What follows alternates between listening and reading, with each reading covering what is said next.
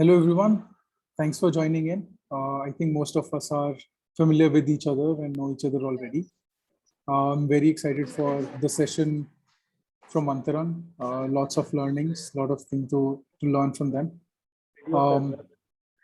Yeah, and over to you, Priyanka. I think you can share your screen and show us what your journey experience and what you've learned. Thank you so much, Abhishek, and thank you everyone for being here. I'll do like a quick introduction of both myself as well as Sandeep, and then we'll begin.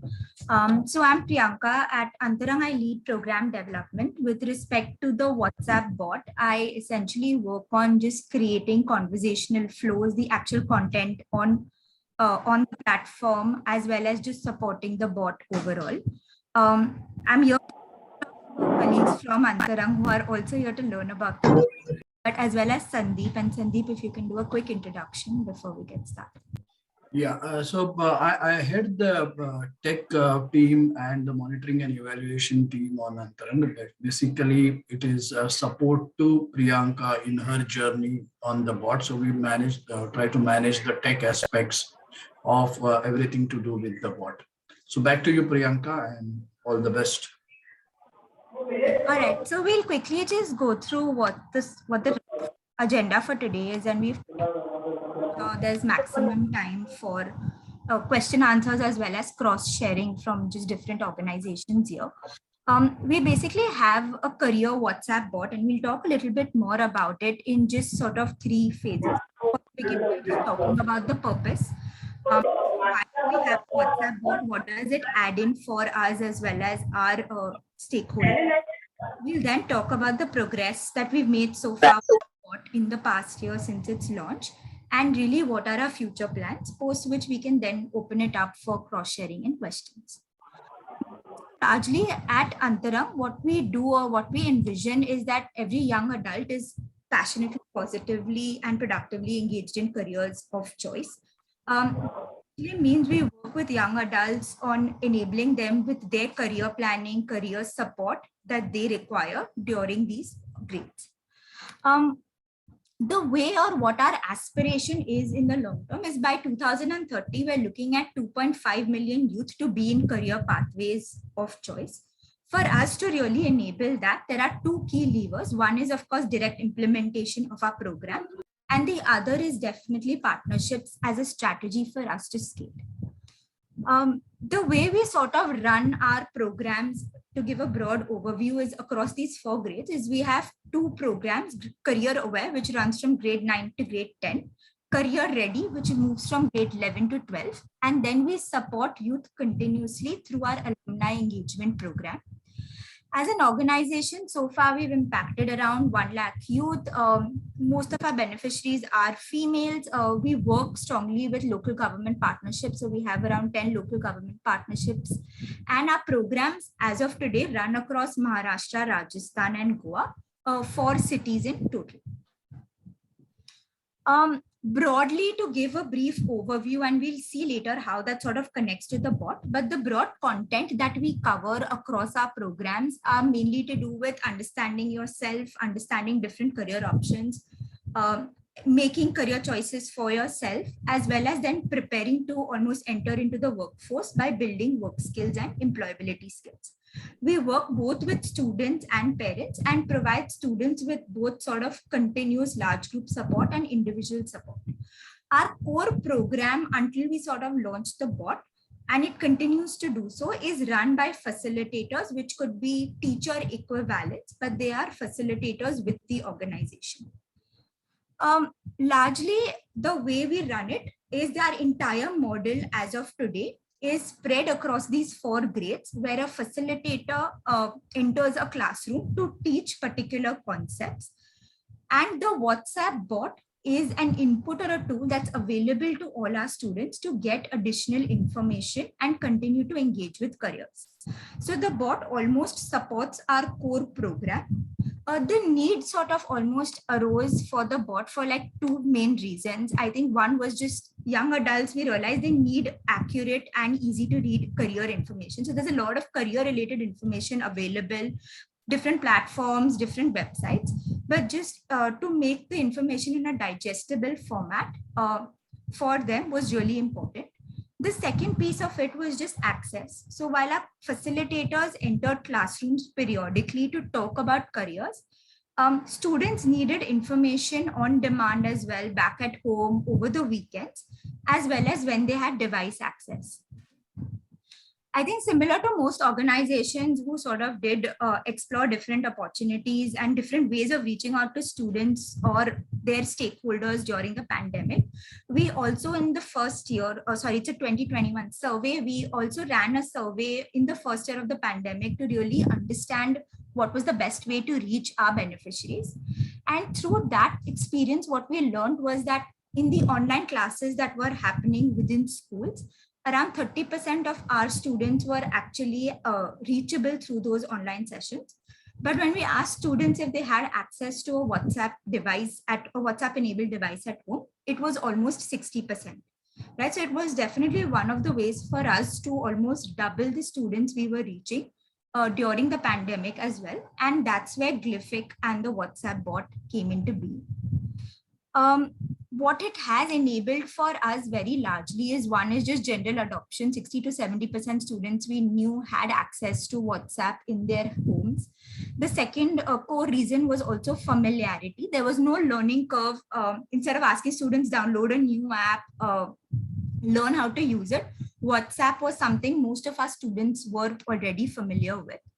The third, of course, was just the general automation in respect to career related queries, right? How to be a teacher, how to be a pilot, how to get into this career. They're generally very repetitive in nature.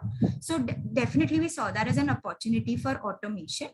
And fourth is just the urgency. Sometimes students have a question that wants to be answered then and there, and the bot provided them with a source to be able to do that. We also sort of tried before the bot, we did try WhatsApp groups. I think one of the core challenges that I know other organizations also shared was during the 2 years of the pandemic, a large number of WhatsApp messages just kept flooding students' WhatsApp groups, and certain key important messages tend to get lost. So the bot just provided an opportunity to send an individual message to each student and they could respond at their time. What we envision the bot to be is, we will continue to run our facilitator-led program, but what we envision the bot to be is just how today we know that when we need an answer to a question or we want to find information, we go to Google. That's the first thing that comes to our mind. What we want is for all young adults, if they have a career question or a career related query, they know that our bot, whose name is NANTAR, is currently that one go-to space that they can go to for all their career related questions, queries, and support. Largely the career bot is basically, we look at it as an information bot. So it's an information repository for all career planning, career exploration, that helps students transition in the two critical grades, right? 10th to 11th and post 12th.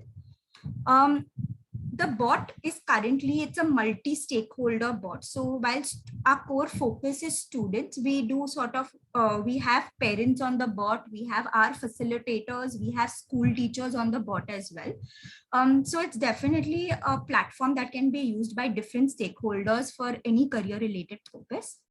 And third, currently our bot is age agnostic information. It has, what it basically means is none of the flows or content that you see is currently segregated grade wise. The idea is just how when you have a question, you can sort of look up the relevant information. All information is open to all users and they can pick and choose what is the most relevant piece of information for them. Again, to sort of reiterate, the bot is basically called NANTAR, moving to the mindset, what we want students to build and the mindsets they are in, which basically means what next. And that's where we find most of our students who are in grade 9 to grade 12 are currently thinking about it. What next after school? What next after 12?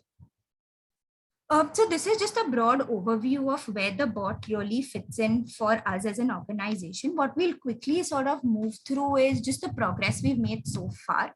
We officially launched the bot in April. And so we'll talk a little bit about what content's currently available, how do we update it, what are some ways in which we measure progress as an organization.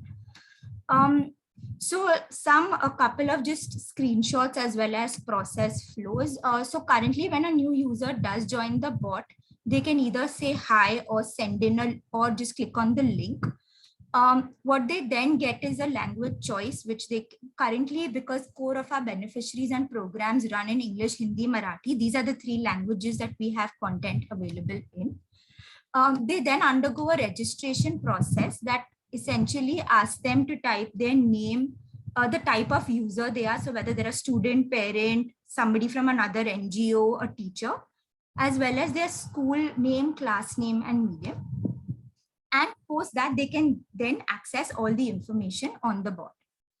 This is a quick screenshot of what the main menu looks like. So they'll get to learn about different careers, career planning. There are tests and quizzes, information on SSC, colleges, all transition career related information is available there. Another example of just content that is available on the bot is to really build excitement for students to explore careers. So what we've recently created are level games. So there are 4 levels of different careers that students can explore, and they get badges as they complete each level as well. Another sort of quick example here is around just helping with career planning. So one of the core aspects of helping you with your career is identifying what you're really good at. And that's what these flows help the student do. So the students pick what they think they're good at amongst the different buckets. And then they get a list of careers that may be suitable for that particular area that they are good at. And they can then continue to explore different careers. So these are just some of the flows that are there. Towards the end, I'll also share the bot number so all of you can explore it even further. Largely to summarize the content and just going back to the vision and how we run the program as well. This is currently all the information that's available on the bot. There is information on 50 different careers. There are psychometric assessments that are there for students to take. There's information about different colleges, primarily to build excitement, fun games to continue to test your knowledge, as well as learn more about different industries and careers as well as next steps for a particular student. If they did want to pursue that career, how could they get there? So this is some of the information that's available on the bot. In terms of just content updates, what we do is we have 2 kinds of content currently on the bot. One is content that has all your access, which is basically career information. It doesn't matter which month or which grade you are in. You may want it at any particular time. The other kind of information that we usually put on the bot are some time sensitive pieces. So here are examples from what the last year's board exam process was. So when SSC results were coming out, we sort of put in information around those dates. When CET was scheduled to happen for students, we put updates around what is CET, when is it going to happen, how can they actually apply, fill the form for the CET exam as well. So those are generally time sensitive. It will be on a period of March, April, May, where students actually need that information, and that's when we update it on the bot as well. Moving a bit forward, I think generally what we've done to sort of over the past year to really drive adoption and reach is we've used 3 strategies, large strategies. One is we did a formal bot launch event series. So it was a couple of webinars with schools and local government to onboard students onto the bot. And that's what our launch event was.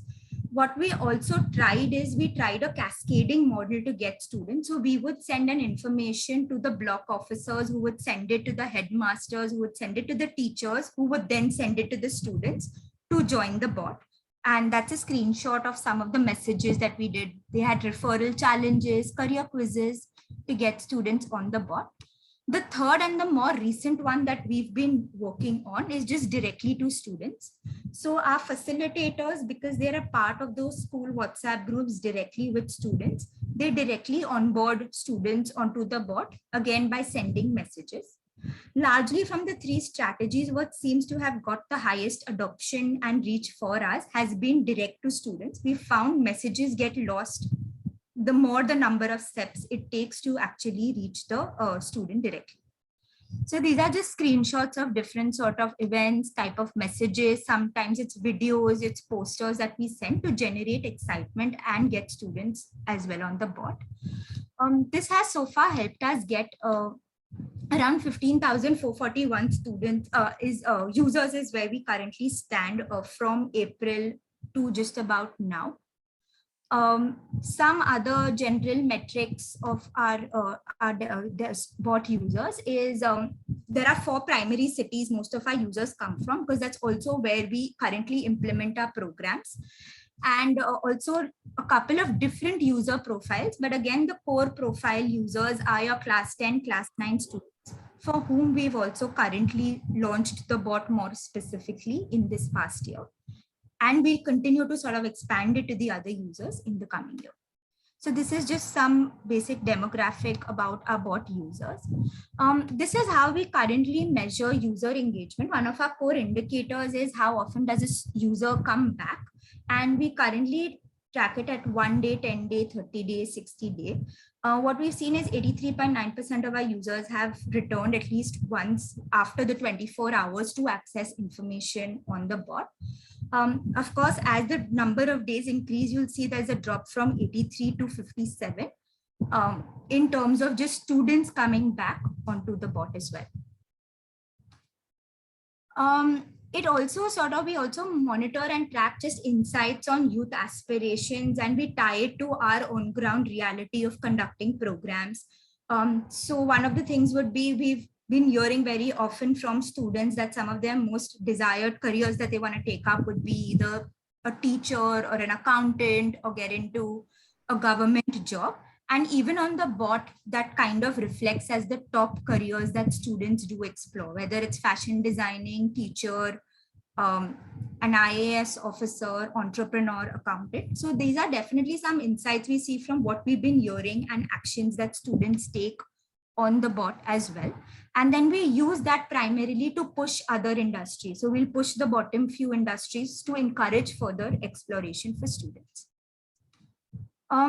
In general, when it comes to engagement, 2 things that have worked for us. One is, of course, sending the highly structured messages, the HSMs, periodically. So if you see on 15th March was when we sent an HSM, and there is a big spike in terms of students or users coming back on the bot as well. So that's something that's definitely worked, and we've seen it across all the weeks of our rollout of HSMs. Another thing specifically in the past year that has worked is that we've leveraged our in-classroom sessions with students to get them onto the bot. So currently, when schools were shut, there were a lot of Zoom Hangout sessions. So we had slides that purposefully engage students to go on the bot, type a particular keyword, as well as access content. We also had a couple of forms. It's a bit small, but if you see, once the student submits the form, so basically this form is tells them on to identify their interest. It's a psychometric, and once they submit it, they get their result, as well as there's a widget that connects it directly to a specific bot flow for students to explore more about their interest. So we sort of integrated the bot usage in multiple ways to ensure that we get maximum students to both come on the bot for the first time as well as keep coming.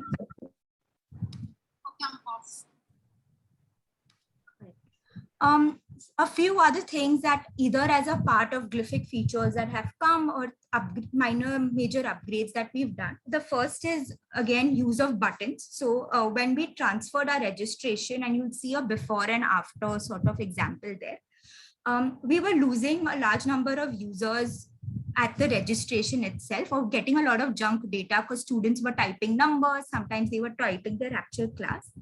When we shifted really to just to some of these button flows and list flows, we found that we were able to reduce that gap by 3% almost in a span of 2 weeks. So in those 2-3 weeks, almost 500 users that had dropped off earlier then completed the registration and could now access content on the bot. So that's another thing that really helped get users back. Another is just like we spoke about, having gamified flows as well as having flows that are connected. So once a student completes a flow, the information doesn't end there. It continuously asks students or directs students to the main menu to access new information or some other type as well. Here's another example. Earlier, our content had a lot of text in it. We've sort of gamified it with badges like we saw, as well as videos, PDFs, images, to try and cater to different forms of learning as well as user interest. So these are some things in general, big and small, that have helped us. One of our core use cases was because the bot was actually supporting our core program, as well as the bot is actually open to any user. There was an inherent need for us to track our co-beneficiaries separately as well. And sort of this is where we've currently landed at the tracking of our beneficiaries as well. So we have about 15,000 overall bot users. Through our direct implementation, we've reached about 22,000 students, of which we've been able to map, I think, around 8,000 students. But largely when we break down this data, 60% of our bot users actually come from our direct beneficiaries, which basically talks about just sending messages, onboarding students directly rather than a cascading model. But the challenge has been the ability for us to map back our students, where we're able to map back 37% currently. The way we currently map it is we use WhatsApp numbers to be the unique identifier to figure out who this subset of bot users are that also attend our in-classroom sessions. Some of general learnings through the process of just adoption has been access. Students have definitely needed support to register on the bot. Either a live demo has helped. So on online Zoom sessions, we've screen shared the actual registration and done it live with them. In classrooms, our facilitators hold out mobile phones and show students the actual navigation as well. And videos over WhatsApp, sending them how to register, has also helped there. In terms of repeat, what we found through student chats as well as conversations is that students need to know how to start, stop, and talking to a bot. So once I've completed talking to the bot, what do I do next? How do I start again? So there are very explicit instructions within the flow that type hi if you want to start talking, type bye if you would like to exit the bot. Third is because a bot is a new concept, there is a need to know that the information that is there is really reliable. So in our case, having either teachers, headmasters, or even our facilitators who are trustworthy and deemed trustworthy in the eyes of the student actually talk about the bot and share that information has helped a lot more than direct WhatsApp messages as well. And fourth is just building habit. Because the content is available out there for anytime usage, we've also had to explicitly communicate to say, okay, if you have a career question, here's where you can go. So building that habit to save the number and use the bot as a source the next time they have a question has also been important to explicitly communicate with students. So these are some of just the broad overall learnings. What I'll quickly share are some of the internal processes that we found really helpful through the year to get our bot up and running. The first one's definitely been around learning, building, and refining the bot in parallel. So 25th Jan, we were still in conversation last year around getting the approvals in place and account verifications. 16th Feb, we had our initial flows ready with the existing content that we had, right? So we did a super quick adaptation of the content that we had, and we put it in the best current form. And post that, we've continued to refine it and make it stronger based on learnings as well as feedback. Another is what we generally use for creation and review processes in general. So most of our flows are initially created on Excel. So we use this kind of an Excel format to first design the conversational flows. Once the flows are created on the bot, we find if there is a need to provide feedback, because on the platform, what's really critical is that you need to know the metrics that you are going to measure and account for them in the flows itself. So we use notes generally to provide feedback to whoever the flow creator is on the platform. And to continuously refine our flows, we do live chat monitoring and maintain error logs so that we're able to sort of resolve them at a periodic frequency, as well as we know the kind of recurring errors that are coming just from observing student chats as well. So these are some processes. One of our biggest, we've also sort of received and capture feedback from our bot users. Currently, we capture it in two specific ways. One is via the bot itself. So when a user says bye on the bot, they're asked to rate our bot on a scale of 1 to 5. If it's rated a 1 or a 2, we ask for qualitative feedback on how can it be improved. You can see some of the qualitative feedback that comes around is a career that they possibly wanted to access but couldn't find it. Some of it, because it's free text, is also junk data that comes in or a mistake that's made by a student. But to support the bot feedback, we also done individual calls with students where we basically asked them how easy it was for them to use it, how exciting it was, how would they rate the overall information. Across the charts, if you see, we're at a 75 to 85% rating at a 4, at least a 4 or a 5. So that's another process that we follow to get quantifiable feedback from the users itself. One of the biggest sort of challenges as we rolled out the bot was to figure out the team and resources that would actually work on it. So within the last year, we had different people working on these 4 buckets. It was primarily who had the bandwidth, who had the interest. So they were cross-functional teams where the bot wasn't really their core focus or core owning per se, but different people who had interest in the bot were working on it. I think some of the challenges, what worked there was it definitely got us as an organization super excited about rolling this out for our beneficiaries, tracking, learning as much as possible.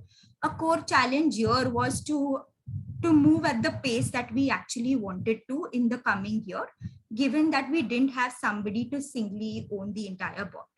The other element was we had one person who was currently creating flows or content on the bot, while we had multiple users who were actually accessing our bot. Right. So these were some of the challenges. What we're looking now, at least in the coming year, is we've sort of created a cross-functional team as well, given that data, content, engagement is so tightly tied on the platform as well as when working on a WhatsApp bot. But we're looking to have one product owner who completely owns the bot, that drives outreach and all integrations and plans that we have for the bot and for our students. And then different teams or verticals who work with different stakeholders create content independently on the bot. And then our tech and monitoring team evaluation team taking care of all the integrations that we want with other platforms as well as the data pieces there. So this is how we're currently moving to restructure our team based on the user profiles as well as our learnings from the coming year, from the past year. Through the process, what we've focused on is, because the bot was a new space for us, I think these are 3 learning spaces that have definitely helped. One has been Discord. Most of us are on the platform. We use it primarily for problem solving, troubleshooting, any immediate sort of concerns that we have.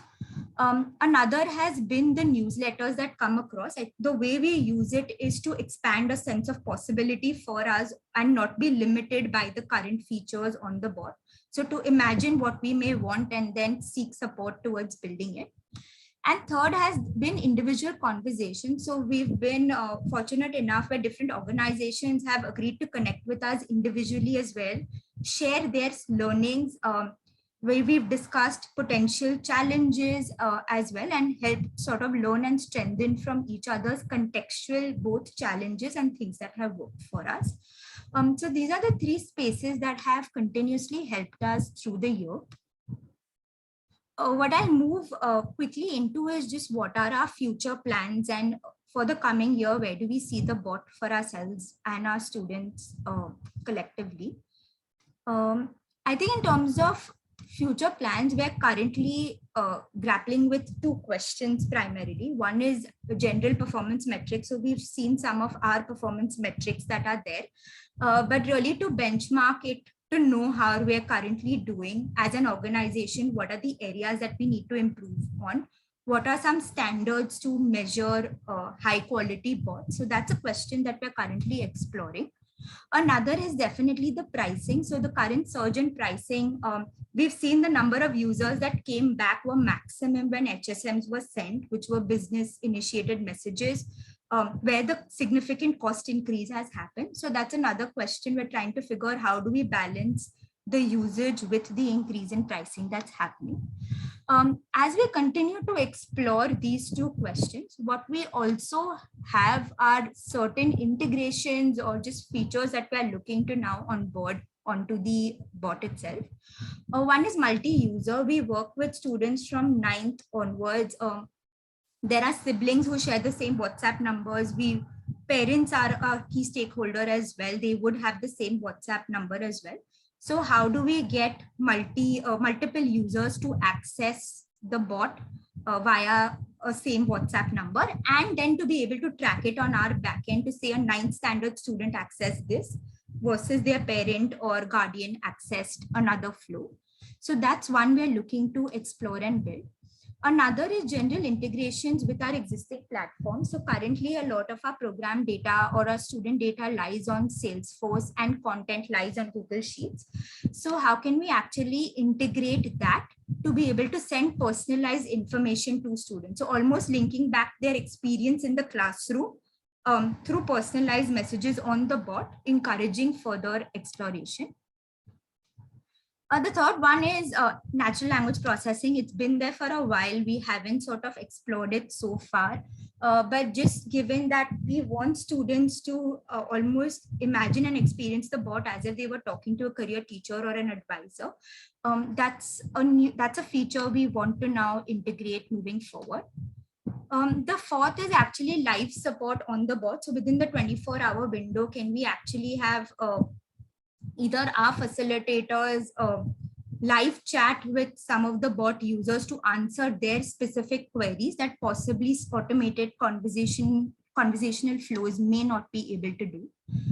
So that's another one. Because we have a large amount of alumni from our previous years, and we continue to engage and support them with their career related questions and queries that they may have. We're also looking at an onboarding process, which involves onboarding them from WhatsApp groups that they currently are a part of to become bot users and then push content via the bot itself. And largely to reach out to almost 40,000 users overall by the end of next year, which is not only through our direct program implementation, but also through partnerships. So these are some of our future plans as an organization. Here's the bot number in case anyone wants to access it. And Abhishek, Sandeep, if there's something you want to add, otherwise Abhishek, we can open it up for questions. No, I think let's go ahead with the questions. Yeah, people can just unmute themselves and ask. Divya, go ahead. Hi Priyanka. Thanks for taking us through this presentation. My name is Divya and I work with an organization called Civis. This has actually come at a very opportune time because we were actually looking for some kind of a guidance and support to understanding how to do the rollout of the WhatsApp chatbot. So I actually had two questions in this regard. How you mentioned about integrating the WhatsApp flows and the content in line with the metrics. So if you could explain that with an example, and how did you arrive at the kind of metrics that we can track through WhatsApp? Like how did you make that correlation? Sure. So I'll answer the second one first. I think in terms of metrics, and that's something we're still exploring, we basically looked online to see what are general bot metrics available. We saw some of them to be unique users on the bot, repeat, and average time spent on the bot and feedback. So we very consciously decided to keep it as simple to what exists. And those are the metrics that we currently track in terms of it. I think we're happy to hear from other organizations what additional metrics they track as well. So those are some that we track. Could you repeat your first question once more, please? Right. So you had made a mention, if I got it right, about how to configure the chat messages in line with the metrics. So with what you want to track.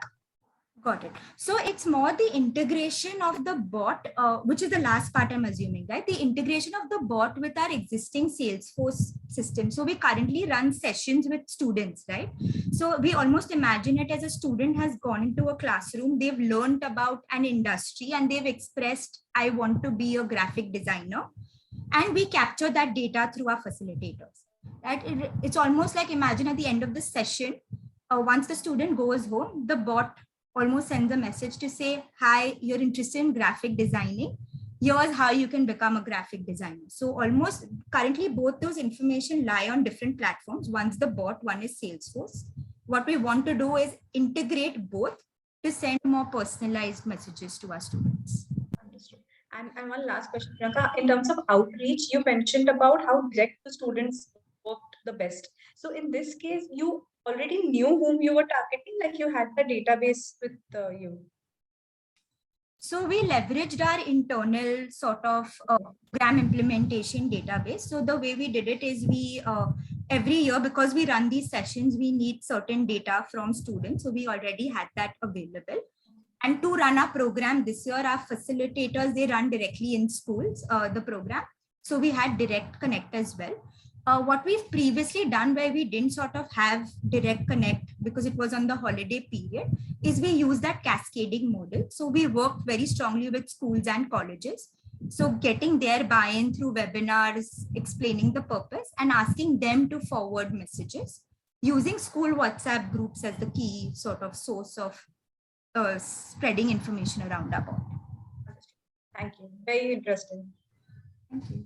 And Divya, so Amit, just quickly before that, so Divya, also for your data points, what you can kind of create your list your metrics document, what are the informations that you want, and then evaluate whether that message particularly helps you get that information or not. Like the most basic form is of course distribution of choices, right? You send them a message with 3 choices, 5 choices, 10 choices, and how many are selecting what. So that's the most easiest form to see the data that you can collect. The other could be engagement and the contextual information you can, and I know a lot of people are also doing some correlations, like if they answer A, then how many go on to B, and that kind of journey. So that's another form of, but if anybody else wants to share their experience of, we are open, otherwise we can. Sorry, just to add to that, actually, we are in that process wherein we are listing down these set of metrics, what we need, and I've been speaking to Vivek about this.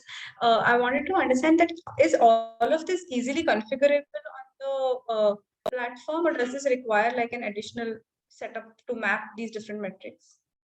I mean, so some may be very direct, and some may require additional querying and scrounging for that information. Okay, got it. Thanks. Yeah.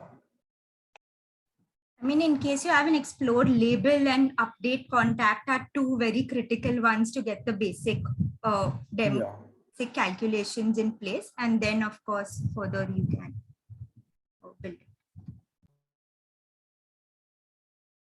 Cool. Go ahead, Amit, your question.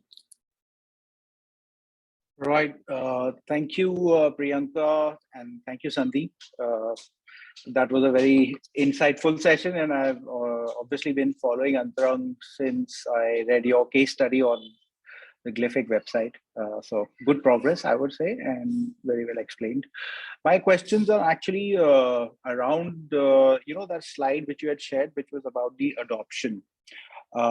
So in a way, the way I see it is that this NANTAR bot for you guys is the entry pretty much into your core program. And now given that WhatsApp is so deeply integrated with Facebook and Instagram, and if you look at the numbers, you'll probably notice that most of your target audience is active users of those platforms. So I just wanted to understand, why did you not go for those classical methods of reaching out to people on those platforms to increase adoption or to drive adoption? Sandeep, you want to take that or? Yeah, I think it's not as if we have not done that. We definitely at various points of time do propagate the use of Nantar Kai on our Facebook pages, on the Instagram page. So that's happening in parallel.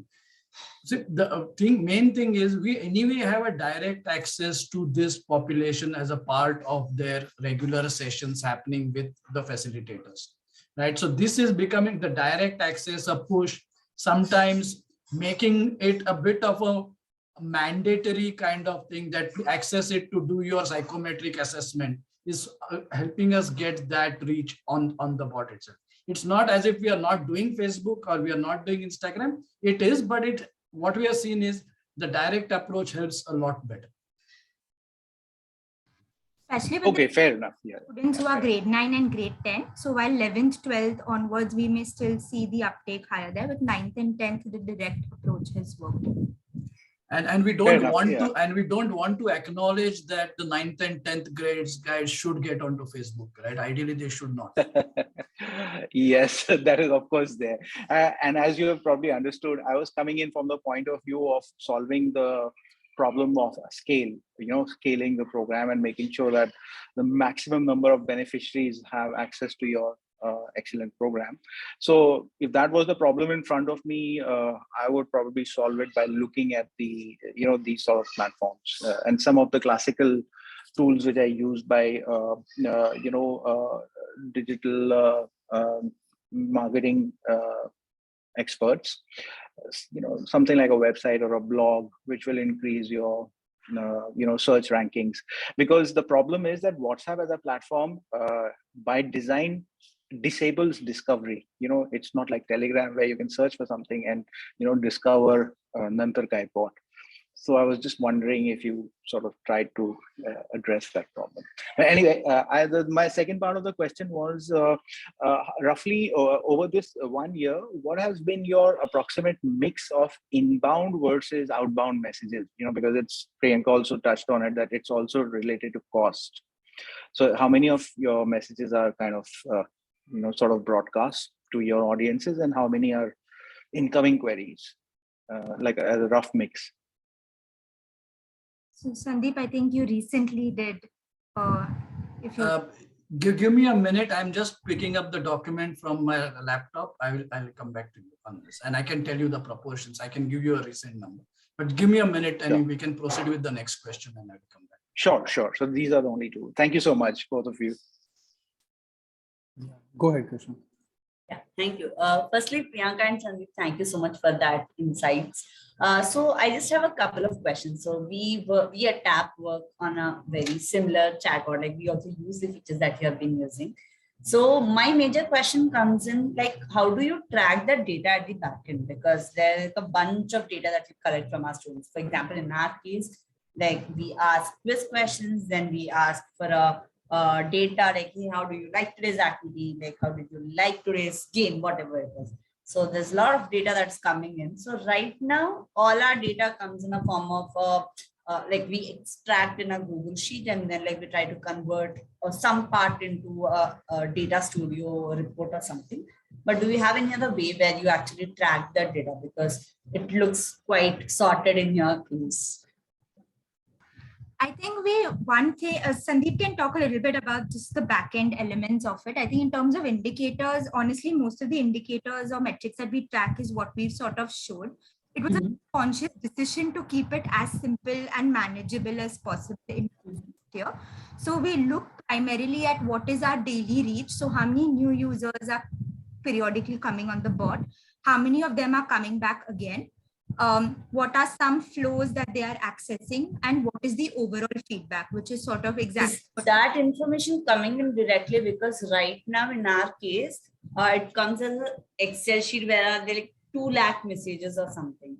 So like it's huge, and like I have to compare with the timestamp, and like I right now I'm clueless like how to do that. So do you have any tool that you integrated with this particular Excel sheet or even with the chatbot where you can track this data on a very regular basis without somebody actually manually cleaning up the data? Sandeep, you want to take that? Yeah, I think I'm not sure. I'm sure you have integrated this with the Google Cloud Services of BigQuery that Glific has come up with, right? This is something which we more or less got out of the box from Glific in terms of the database. And what we have done is we have built the data studio reports on sitting on top of this BigQuery. And we keep on, tweaking those reports to get whatever information we need. So this is nothing that we have done on our own, because what you're saying is exactly right. That dump of an Excel is virtually impossible to do anything with, right? But I'm sure Abhishek can have a discussion with you in how to use their out-of-the-box dashboards that they have with the implementation. Yeah, I'll get in touch with you, Abhishek, probably post call or something for that. Yeah, So, sorry. No, go ahead.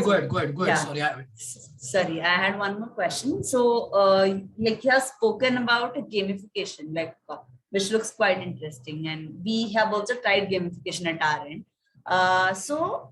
Like next year, when we post this summer break, when we want to start for the next academic year, as per our current understanding, if we want to have a badge or something which is being sent, we have to set it up at the beginning of the year. So does that work same for you? Do you set everything at the beginning and later on, kids just get access to that certificate or the images or the stickers that you've been sending? Or how does it look like? Yeah. So TAP was interestingly one of the organizations we did connect with separately across the course of the year. Our gamification currently is really simple. The badge that you saw is actually an image that gets downloaded. We just created it as images, and that's what we send. I think in terms of further exploration to set it up at a back end through leaderboards or through those other flows are something we haven't thought of. But what we've seen is with the gamification, we had 4 levels and we had 50% of users who started a level and at least completed all 4. It's a route we want to explore, either the start or end. The ones you currently saw are images that get downloaded as general images on the student. And the levels are generally the counter that you add at the back end, after a kid gets say 2 badges and then he or she has answered one more, right? And now you have got 3 + 1, 4 badges. Yeah. You used a counter at the back end, right? Yeah. So actually, funnily, we launched it before the counter flows got launched. Actually. So the way we use it is there are 4 levels, and basically against your name, what level you last completed is assigned. So say you completed level 1, that's assigned to you. The next time you come to start the game, we essentially use the split by custom expression. What's the last level you were at, and then push the next level to you. Having said that, you can always go back to the previous level if you want to, but that's the structure we use. To optimize it, we obviously moving forward will use the counter flows so that we're storing a lot of extra data that's not required. But right now, this is how the logic works across the levels. Okay, split by custom is the expression that you use, right? Yeah, it's pretty cool for any sort of differentiated content. So yeah, that's one option that we're planning to explore. So I was just curious about that. Yeah, thank you so much. And if you'd like to look at the back end, you can just connect with me separately and do that as well. Would love to. Yes, thank you so much. Yes, Abhishek, go to you. Yeah, anybody else? Any other? Okay, so let me, Abhishek, before you go ahead, let me answer Amit's question on the number of messages. So Amit, just to give you an idea of the February numbers, which more or less are reflective of the past, we had something around 235,000 outgoing messages and around 145,000 incoming messages. Now this 235,000 outgoing messages resulted in what now WhatsApp calls as 2,155 business initiated conversations. So that's the proportion that we currently have. And the 145,000 messages incoming resulted in something around 8,872 user-initiated conversations. So that's the monetary impact that we will start seeing now. And that's what Priyanka mentioned, is we will now need to start looking at an optimal strategy, especially for the business-initiated conversations. Yeah, absolutely. Thank you so much for that, Sandeep. And the reason I asked this question was because Priyanka also shared that you people track the engagement. So in my opinion, I could be wrong though, one way to track engagement is to see the growth of incoming messages, because that's a direct measure of like a beneficiary asking questions and therefore the fact that they're engaged. So if you just track this ratio, that in itself is one key metric for you folks. Yeah, that's true, Amit. The only other thing is we are also looking at a slightly different strategy of moving away from the pull to a push, right? Basically, the way we're saying is instead of, this is not like a service bot, right? If it was a service bot, you would say people coming up with queries on the bot. But what we want to do is make it a lot more personalized, right? With the flip side to it is we will have an increase in the business initiated conversations, potentially increasing our WhatsApp bill, but that's a problem we would rather deal with rather than not having the reach. We would rather have that problem than the problem of not having the reach. So we are trying to move towards a push mechanism, and that's what Priyanka mentioned as the whole thing about personalization, right? You say that you want to do it, and going by the classic digital marketing route, right? We track what you do rather than imagine what you would want on the content. Got it. Okay. Yeah, that's fair enough. Yes, absolutely right. But thank you so much for sharing that. That's very insightful. I actually work with Milan Foundation, and we also actually work in the gender space. We work with adolescent girls. So we recently started using Glific, and one of the challenges I have to solve is, this engagement part. How do I keep the kids engaged, and how do I keep coming back? Given that WhatsApp is all about top of the mind recall, if once a message is gone, at bottom of the list, then it's gone. So how do I sort of bring it back up? That's what I'm trying to figure out.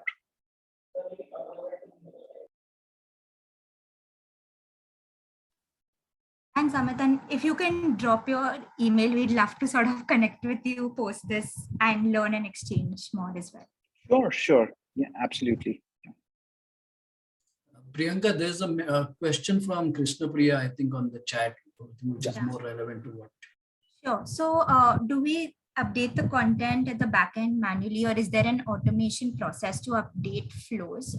So flows are created manually as of now. In terms of update content, like I said, over the past year, we've not had a very dedicated team. So what we did is at the start of the launch, we did one big update of all content that we had available, which was all the career information. So there was enough information for students to keep exploring.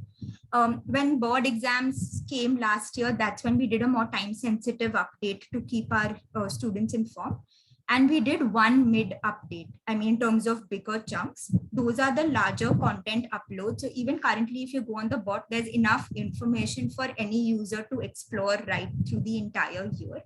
And that's how we've sort of designed it. So we don't do weekly updates on the content. What we do is fixes. So when we're monitoring student chats, we'll see some glitches on the flows or some sort of, those are the fixes that we do then weekly or a monthly basis. So Priyanka, mostly it's a pull-based platform, right? NANTAR. And once you move to, and once you create your the other chatbot, which is more push-based, then there could be some possibilities to automate with scheduling and things like that. That's definitely again where that integration that we want against our database. Yeah, with the Salesforce things also can be automated. Yeah. Okay. There's one more question, Priyanka. From Shweta. Sandeep, you want to take that? I can read it out. You mentioned that. Yeah. So what we have is we have the student information and the student psychometric information, the student information with relating to the attendance of the student to all the sessions which resides on Salesforce. Now on the bot, we also have the student engaging with the bot.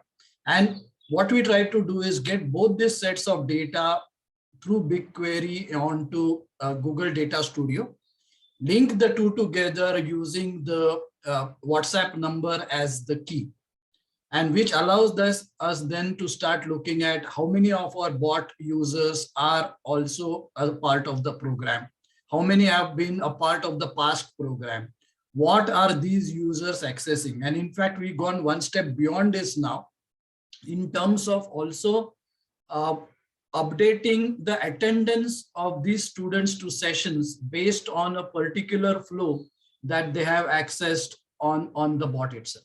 So that's how we link these pieces together. Hope that answers your question, Shweta. Yeah, but right now there's no direct integration, right, Sandeep? That's something you will explore. Yeah. There is no direct integration at the moment. It's basically through the Google Data Studio, a join on a dashboard. Right. Okay, so one more. Oh, Lakshita, you have a question.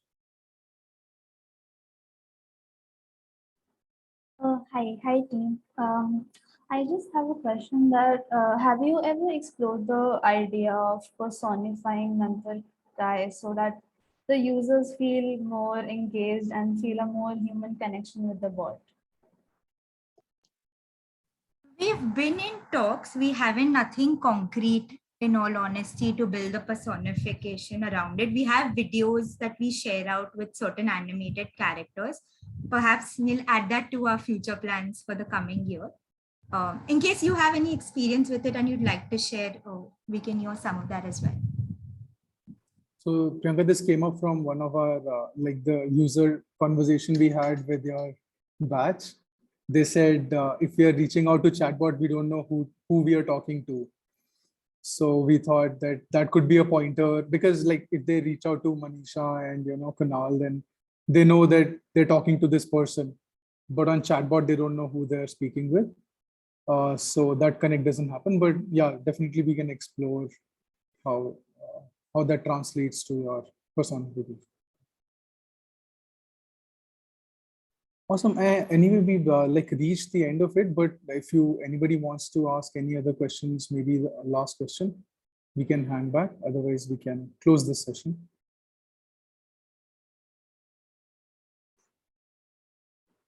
Okay, no more hands. So going out 1, 2, and 3. Cool. So we are anyway connected. Priyanka shared their email ID and we're all on Discord. So happy to, facilitate any conversations and discussions. Thank you all for joining. Thank you, Priyanka and Sandeep, for doing this and sharing all of the stuff with us. It was really awesome. Thank you. All right. Bye. Have a good Bye. rest of the day, everyone. Bye.